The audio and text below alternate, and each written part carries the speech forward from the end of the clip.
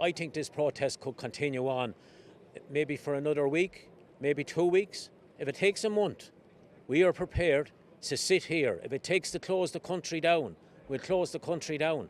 Because if that's what it takes for me, Hall Martin, the Taoiseach and the Taoiseach to Simon Harris, we are prepared to do that. We have numbers growing and growing every day, day and day.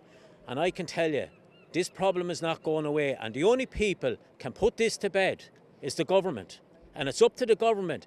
And how dare they come out and say that these people that are protesting are holding the country to ransom.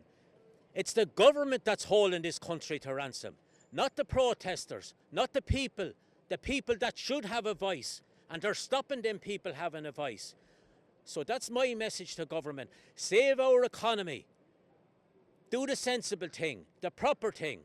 Ye are the men that are in power, and ye are the men that can come out here and sort out this problem. So come out here, be men and gentlemen, and sort this problem out. Don't be sitting back in armchairs, sitting out here looking at us and laughing at us, because we will take the laugh off of your faces. So listen to us.